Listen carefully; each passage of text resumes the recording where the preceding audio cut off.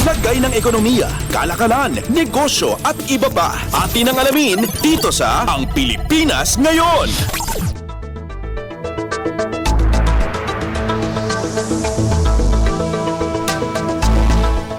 Magandang araw, narito na po ang Balitang Business.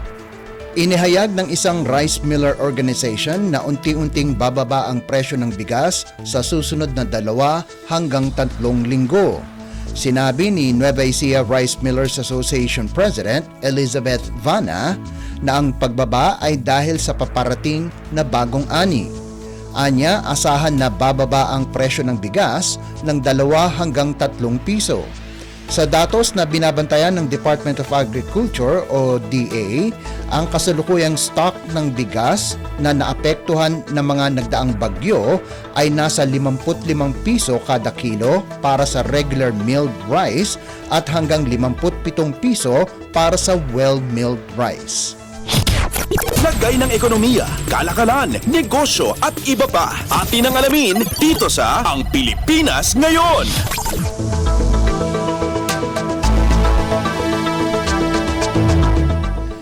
Dahil sa patuloy na pagtaas ng presyo ng mga produktong petrolyo, kinalampag na rin ng mga taxi drivers at operators ang Land Transportation Franchising and Regulatory Board o LTFRB para maitaas ng 30 piso ang kanilang flag down rate.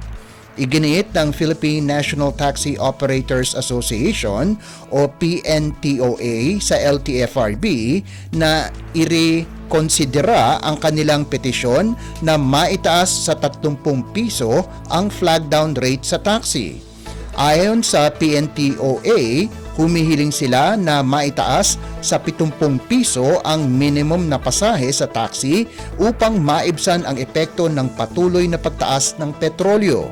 Sinabi ni PNTOA President Bong Suntay na mayroon silang nakabinbin na mosyon para sa maikonsidera ng LTFRB ang pagtataas nila ng pasahe pero walang naging aksyon mula sa ahensya. Sinabi ni Suntay na 5 piso lamang na taas sa pasahe ang naibigay ng LTFRB kaya't naging 45 piso ang flag down rate sa taxi noong nagdaang taon. Ayon sa mga taxi drivers, hindi naman sila nakakapaningil ng naturang pagtaas dahil hindi rin naman na-calibrate ng LTFRB ang metro ng kanilang mga taxi. Binigyan din ni Suntay na ang 30 pisong taas pasahe sa taxi ay sapat na para punan ang epekto ng patuloy na pagtaas ng halaga ng petrolyo. Lagay ng ekonomiya, kalakalan, negosyo at iba pa. Atin ang alamin dito sa Ang Pilipinas Ngayon.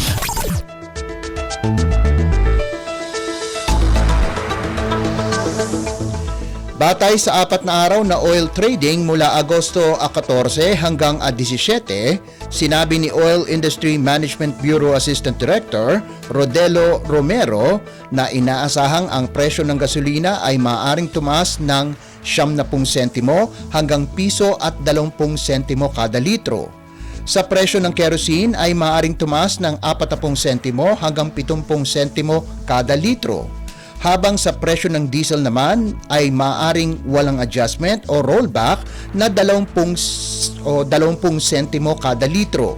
Ito na ang ika-6 na sunod na linggo na pagtaas sa presyo ng gasolina. Ika-7 sunod na linggo ng pagtaas naman para sa kerosene. Ang inaasahang dagdag bawas sa presyo ng petroleum products ay nauugnay sa paghina ng ekonomiya ng China at unti-unting pagbaba ng demand na mga palatandaan ng muling pagsipa ng inflation sa Estados Unidos, mas malakas na dolyar at mas malaki kaysa sa inaasahang paglalabas mula sa mga inventaryo ng Estados Unidos.